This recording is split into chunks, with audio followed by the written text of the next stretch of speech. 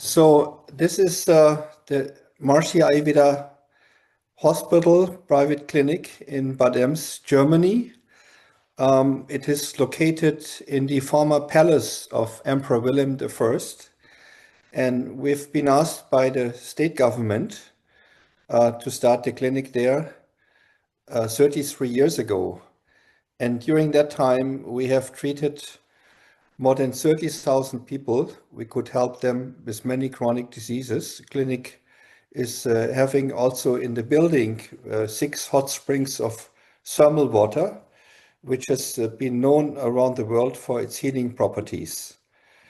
Now you see here the lobby, and this is one of the hotel rooms here. And the clinic has earned about 25 prestigious national and international awards. Many of the government leaders, ministers from the Indian government, paid a visit to the clinic. We have around 70 staff members, and we will be talking about Ayurveda. Ayurveda means the science of life or the science of long life. And this is a picture of my teacher, Maharishi Mahesh Yogi, who inspired me to start the clinic. And he has revived with the foremost experts and Vaidyas from India, from the ancient tradition Ayurveda in its completeness, and brought it to the Western world. Many aspects of Ayurveda were lost, during the history of India. And Maharishi has had many, many meetings with the family traditions of India and had many conferences. And he, like a puzzle, he brought together many parts for diagnosing and treating diseases which were lost. He organized many conferences. This was one of the first ones in '85 in Brazil. The most recent ones we organized was at Dr. D.Y. Patil University with the presence of the Ayush Minister, where we had 1,350 delegates from over 40 countries participating. So Maharishi Ayurveda means authentic Ayurveda. The ancient forefathers of Ayurveda who wrote the scriptures, Charak was called Maharishi, Sushruta was called Maharishi. So when we say Maharishi Ayurveda, we refer to the ancient forefathers who cognized Ayurveda, and we also give credit to the Maharishi of our times, and who connected also Ayurveda with modern science. And what has been lost basically was also the aspect of consciousness, because right now we are utilizing maybe on 10% of the mind. And Ayurveda traditionally is consciousness-based. That means to increase the alertness. And I will be talking later about the technology of consciousness. This Ayurveda is holistic, authentic, effective, reliable. It's free from harmful side effects. It's prevention-oriented, it's most cost-effective, and it's also capable of promoting not only individual but also collective health. We will be talking what we understand by collective health. It's universally acceptable and it's easy to implement. The goals of Ayurveda are prevention. That's the main thing. Restoration of balance, cure, promoting longevity, and enlightenment. That means to unfold the full potential, and even to go into the direction of a disease-free society. This is what we find in the ancient scriptures. Now, Ayurveda is defined, for example, in Sushruta. He whose doshas are in balance, these metabolic principles, which I'll explain in a moment, whose Agni, appetite, is good, whose dhatus, the tissues, are functioning normally, and whose malas are in balance, excretions. And now comes a very important part also, whose self, mind, senses remain full of bliss, inner happiness. He is called a healthy person. Now we know that there is something from Ayurvedic Vedic science which is called Sanghita, which modern science has discovered as the unified field of all the laws of nature. And this unified field is giving rise to the 5 elements: space, air, fire, water, and earth. And they form the three doshas, these metabolic principles. Vata, coming out of space and air. Fire is giving rise to pitta with a little bit of water. And water and earth give rise to kapha. And kapha is forming the dhatus, the tissues, its cohesion gives structure and is responsible for the water systems. Pitta, Agni, is giving rise to the metabolism, the digestion, the transformation. And Vata is giving rise to the body channels, the Shrotas, and is responsible for transportation, movement, and communication. Now I will go through some of the characteristics of those doshas. So Vata is cold, it is light, it is quick, it is dry, it is rough, subtle, minute, it is moving, and it's leading the other doshas. Pitta is hot, warm, sharp, fluid, slightly oily, light, sour, and pungent. And Kapha is known to be heavy, cold, cool, soft, unctuous, oily, sweet, stable and steady, slow, and sticky-like, gluey-like, slimy, and viscous. Now these three doshas, they are found in everything in nature, in the animals, in the plants, in the seasons. Everything in nature has a certain proportion or mixture of these doshas. And when in our human body, in our mind, in our emotions, in the physiology or even the environment, these doshas come out of balance, then gradually diseases are arising. And this is something very unique in Ayurveda, that we know that diseases, when we talk here about chronic diseases, for example, they don't come all of a sudden, but they always develop in 6 stages. So first, the doshas get accumulated. Then they start to get aggravated. Then they are disseminating. And then they localize usually in the weakest part of the body before they manifest and finally disrupt. Now, modern medicine, in spite of all the great advances, and we are promoting integrative medicine, we have to use the best of all systems. Modern medicine, in the case of chronic diseases, is able to detect the diseases only from stage number 5, when they already have manifested. In some cases, stage number 4. And Ayurveda is capable with different diagnostic tools, especially Nadi Vigyan, pulse reading, to detect the diseases already in the early stages. And we are actually not treating diseases in Ayurveda, we are treating imbalances. Now, when we detect the diseases in the early stages, like here with Nadi Vigyan, the assessment of the pulse, it's a wonderful technique that Maharishi has revived with the help of the family traditions of India. And any Western doctor or naturopath or even layman people can learn it, pulse diagnosis, for themselves. Every mother should know pulse diagnosis to feel the pulse of the children and the husband and herself. And if some cold is developing and you feel it 1 or 2 days before, for very simple means like changing diet, maybe some supplements, it can be prevented from, becoming really disease. And so when the diseases are developing and detected in the early stage or even later, we have some major treatment modalities which are helping us to come back to balance.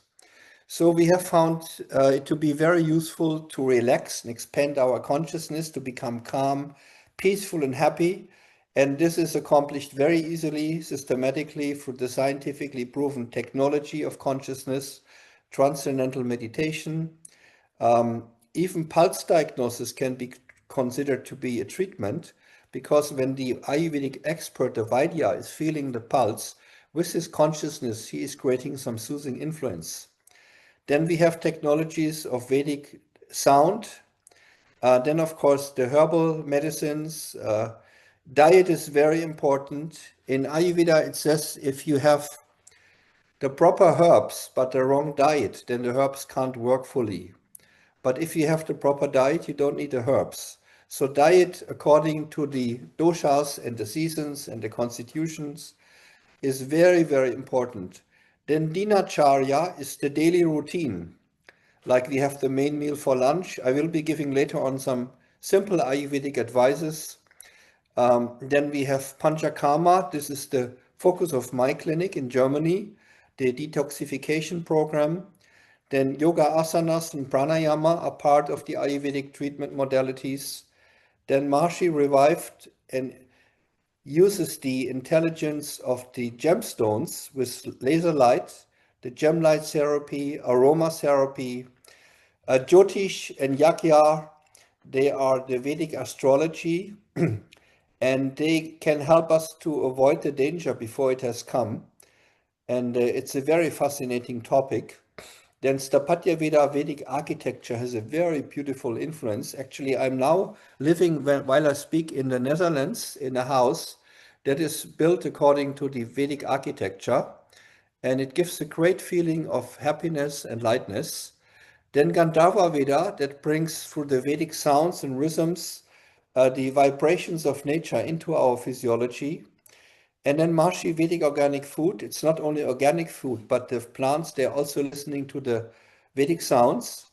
And even collective health, when we have, for the group dynamics of consciousness, when we have wars and terrorism, a lot of crime, that means the collective health is ill. And we find a lot of advices in the ancient Vedic literature how to balance the collective consciousness through sattva positivity. As I said before, the main emphasis of my clinic in Germany is Panchakarma, the physiological approach, and there is also some scientific research that I would like to present now. The purpose of Panchakarma, Pancha means 5 actions, is to purify the channels of the body and to enable the effortless flow of the inner intelligence to each cell of the body, and to re-establish the connection between the body and the inner intelligence. And the inner intelligence is actually the source of health. So there are many, many treatments. When people come for Panchakarma to our clinic, they stay 10 days or 2 weeks or 3 weeks, depending on their condition. And then they first have a change in their diet. In the morning, usually they take ghee instead of breakfast, and they have a vegetarian diet during that time without fat in the beginning days. And then this ghee is circulating in the body, and then they have certain treatments to enliven the metabolism, like Abhyanga, the beautiful massage, Vishesh with more pressure, or Dvadhana, a massage with substances that is activating the metabolism. Pitzi chili is the royal treatment under flowing oil. We need about 7 liters of oil for this treatment. And we have seen in the oil that the oil that was clean before is dirty, brown or green afterwards. You can really measure even how the toxins are leaving the body. Svedana is a heat treatment. Shirodhara is very relaxing. And I'll show you some pictures of those treatments. I have a little movie prepared for you. And there are many, many treatments, more than 40, just the major ones here. And they are reducing kapha, pitta, and vata, or even all the doshas, the different kinds of treatments. We would need more time just to talk about Panchakarma. I just wanted to give you a broad overview about the different treatment modalities. And now I show you the treatments are done in complete silence. Ladies are treated by ladies and men are treated by men. And they're given the treatments in perfect synchrony, which has a very soothing influence. Now, this is Urdhvadhana. We're using here a special paste that is activating the metabolism. It's very good with kapha disturbances.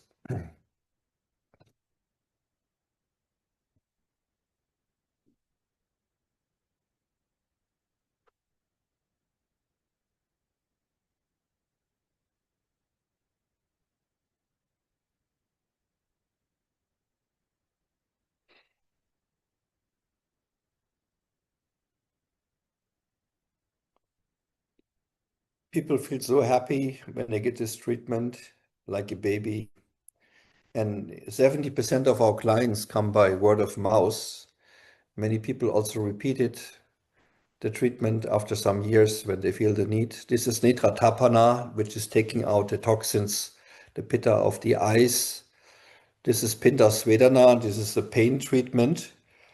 It needs several hours to prepare the products that we use here for this particular treatment. And this is Shirodara. It's very relaxing. People feel like in deep meditation when they have this kind of treatment. Just a moment.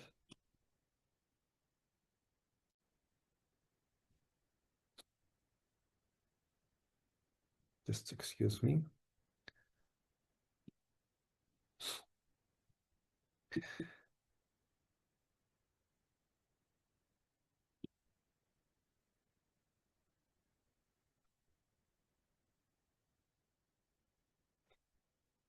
There's a technical difficulty here.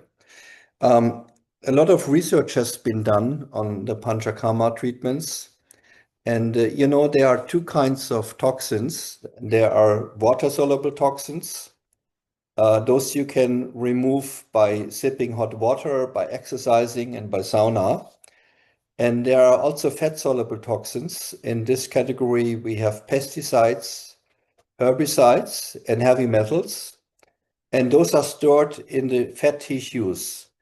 And their half duration time is 25 years. That means the body can release after 25 years half of those toxins. And it was found that through the Panchakarma treatment, in this case, they had about 50 patients who did 12 days of Panchakarma. And they were measuring 10 pesticides and herbicides. And the control group, they just had a organic vegetarian diet and health education programs. And you see the control group, they had a reduction of 1%, and the Panchakarma group of 58%. Here you see the overall improvement of health symptoms, more well-being, more energy, more strength, better appetite, better sleep, better mind, emotions, less complaints. Here you see less stress, less tension, less depression. Everything improved, less fatigue, less confusion. This study was done by Dr. Walschitz at the University of Freiburg in Germany, and they were measuring the harmful cholesterol in the blood, and everybody would have expected, because of the oil treatments, that the cholesterol level would rise, but it went down after 10 days of treatment.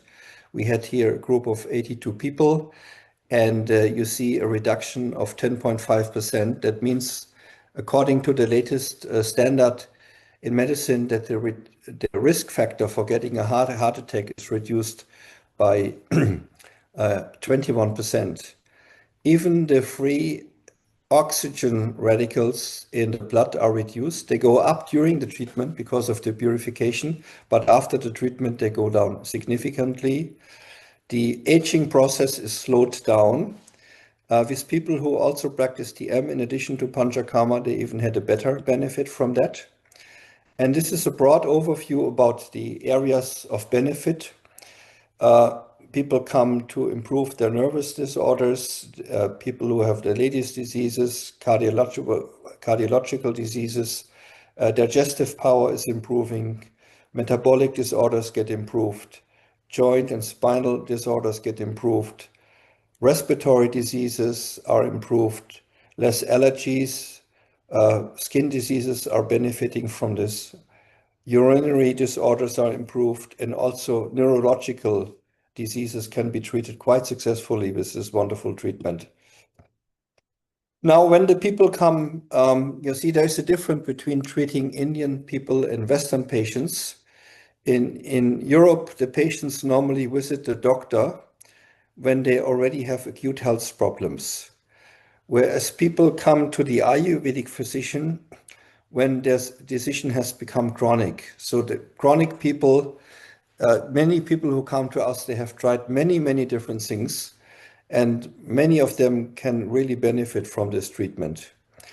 Now, the Western patients, they need a lot of explanation. They want to understand what's going on. And besides diagnosis and treatment, we have extensive health education for them. We have every evening live lectures by our physicians, health consultants, by the cooks. We have DVD series with all the basics of Ayurveda. We have our own teaching kitchen. We offer yoga classes. They can learn transcendental meditation. And when the people come, they have a 1 hour diagnosis, and then they see the doctor every day, like 10, 15 minutes.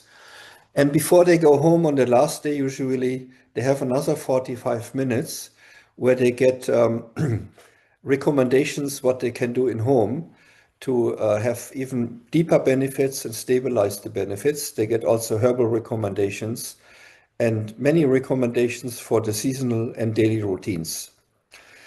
Now I will make a jump, and I would like to give you an insight about the connection between Vedic science and modern science. You see here on the right part of this graphic chart, this beautiful chart, the structure of our physiology. And you see here our physiology is based off the different systems, like the nervous system, the urinary system, the hormonal system, cardiovascular system. And now we go into deeper levels of the physiology. Now the systems are made of the tissues are made of cells, the cellular components, and then the biochemical pathways, the proteins, RNA, and finally DNA. DNA is at a level of 10 to the minus 5 centimeters. And finer than that are the laws of chemistry, and finer than that are the laws of physics. And the finest level of creation is called in modern physics the unified field, which operates on a level to the 10 to the minus 33 centimeters or 10 to the minus 43 seconds. This is a field of pure intelligence, of infinite correlation. It has many properties. And in Vedic science, this is comparable to the experience of Atma, the pure consciousness, the self-referral state, the all-knowing consciousness, the bliss consciousness. This is our inner intelligence. And this is the most powerful level of life. And this can be experienced easily and effortlessly through the practice of transcendental meditation. In the next slide, I show you here, just a moment, I don't know what happened here. Next slide here shows how the mind goes within, how the thinking process becomes more refined so that we reach the source of thinking, the pure consciousness. And this technique is called the Transcendental Meditation technique. And I'll give you now an overview about its benefits. Transcendental meditation comes from the ancient Vedic tradition of yoga. And yoga, when we translate it literally as defined by its founder, Maharishi Patanjali, yoga is the least excited state of consciousness, pure consciousness. Yoga means yoga chitti vritti nirodha. That means when the impulses of the mind come to the standstill, then we have this unified state, which is called yoga, the silent state of consciousness. And there are many scientific studies that have been conducted in over 250 independent universities. Many were funded by the National Institute of Health in America, like reduced factors of hypertension, diabetes, obesity, increased lifespan, reduced thickening of coronary arteries, reduced blood pressure, reduced heart failure. So many benefits just by closing the eyes 20 minutes. And these researches were conducted in so many different medical schools around America and also other parts of the world. This is a summary of book summarizing all the research, more than 700 studies on transcendental meditation. You can go online and Google this, and you can see what diseases have been researched to benefit from the transcendental meditation technique. I just want to explain you some of the studies here.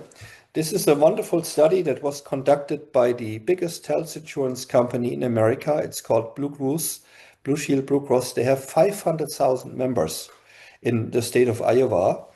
Out of them, 2,000 are practicing transcendental meditation, and they have measured the healthcare expenses over a period of 5 years. So it's a highly significant study.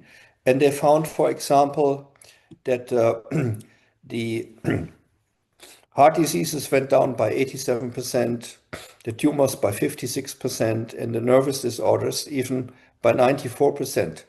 This was a study done by a Canadian health insurance with elderly people over 65. And they have here measured 9 years the expenditure. And then you see how the non-meditators, how they have risen in their expenses, while the people, when they started TM, their expenses have gone down. So they had a saving of about 25% from the people who practice transcendental meditation. This is a meta-analysis that shows here how deep the relaxation of TM is, just compared to resting, for example, in the respiration rate or the skin response. This is another meta-analysis of 146 studies. You all know that anxiety is a major factor for so many diseases, stress-related diseases. And this study has compared the reduction of stress and anxiety of different kinds of meditation, like progressive muscle relaxation, biofeedback, mantra meditation, placebo, other relaxation techniques. And TM was about twice as effective reducing stress and anxiety. So it has a double effect, protection against stress and reduction of stress. This study was funded by the National Institute of Health, and they were measuring the blood pressure, and they got a grant of $5 million, and they were thinking, the American Heart Association, how to do the study. And they decided to go for the people who have most problems, Afro-Americans above 55, living in the densely areas of the big cities, so the poorest people basically. And they have offered them a combination of diet and exercise, progressive muscle relaxation, and transcendental meditation. And TM was 7 times more effective as the lifestyle changes and 4 times more effective than the progressive muscle relaxation. That's why the American Heart Association is endorsing TM as the most effective and proven technology, relaxation technique to reduce hypertension. This study shows the mortality and less strokes and heart attacks. They had a group of like 80 people. The study was conducted over 9 years. And half of the people who had already bypass surgeries or stents, they learned TM, and the others did not. And after 9 years, half of the people who practiced, half of the people who didn't practice TM, they had died. And the number of the meditators were still all alive. And the new incidences were reduced by about 50%. It was shown that the aging process is slowed down when people, everything that gets worse with aging, like blood pressure or cholesterol or reaction time or depression or memory, all these things are reversed. And it was found that when people meditate 5 years, the average age of this group, 2,000 people who practice TM, was 40 years, and they compared with the average aging of the general population in America. And they found that people who meditate up to 5 years, their biological age was 5 years younger, whereas the long-term meditators, their biological age was even 12 years younger. It is used for the reduction of the post-traumatic syndrome on war veterans. There are many studies on this, even most recently. And TM stands for Transcendental Meditation, easy to learn, and everybody can benefit. And you don't have to practice a long time. Even after a few days, you start to feel the benefits. You may know that the Beatles they were one of the disciples of Maharishi already in 1968, and they have been promoting Transcendental Meditation. And there's also good research about the herbal products. We don't have the time to go into it. But what I wanted to highlight here, it's very important that the herbs coming from India have to be safely produced according to hygienic standards. And Maharishi Ayurveda has set the world standard for qualification of very important measures for the safety of the products. And they are all tested when they come into Europe again, a second time, in India and in Europe, that we are really safe about prescribing those products. I just wanted to mention one study here. And this study was done by the All Asia Science Institute, and they were taking the data of about 50 patients going through the chemotherapy after the breast cancer diagnosis, and they have measured in 22 categories the side effects. And after all the 6 cycles of chemotherapy, like this one here, see in vomiting, and in the green bars, you see that the side effects of those taking this herbal preparation, which is called Amrit Kalash, was reduced also about 50%. They were measuring in 22 categories the side effects, and in all of them except for losing the hair, the people had similar benefits with a reduction of 50% of the side effects. I wanted also to give those of you who have not heard about Ayurveda some simple rules for food intake. This is a very important part of Ayurveda. So eat in a pleasant, silent surrounding while being seated. Eat what suits your taste and what agrees with you. And start with a moment of silence, a little prayer, something like this. Close your eyes that you have your full attention on the intake of food. And then you chew it well, the food. Watch your hunger. And it's good to sip hot water half an hour during the day in small sips, as hot as tolerable. But don't drink half an hour before or one after food intake. And avoid to eat meals in between as much as possible. This is that weakening our digestive fire. The breakfast should be light, depending on your dosha dominance. And you can go to an Ayurveda health consultant to find out your dosha dominance. And the lunch should be the main meal of the day. And the dinner should be early and should be easy digestible. Now, some further advices on the daily routine. So in the morning, we get up early without alarm clock. We put 1 drop of oil in each nostril. We drink a glass of cool room temperature water. Try to empty your bowels. Clean your tongue, very important, because the undigested part, which we call ama, is covering the tongue.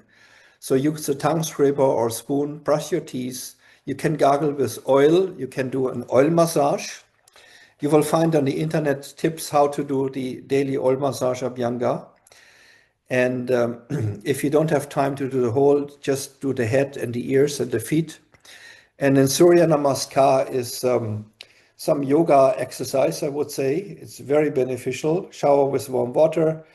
And then if you have time to do asanas, the yoga postures, the breathing exercise and meditation, this will be very helpful for you. Now, where have we come with Ayurveda? In Germany, Ayurveda has become very popular. Hundreds of thousands of people are applying it every day. We have achieved in Germany that there is an association, umbrella organization of all the natural therapies, Hufeland, and they have made, together with our Doctors Association, how the private health insurances can reimburse it. And we have in Germany about 1,200 hotels who offer Ayurvedic treatments, but they are mainly in development. There may be only like 30 who do it, in a medical way. And in Switzerland, it's a state-recognized profession for the Ayurveda neuropath and the Ayurveda therapist.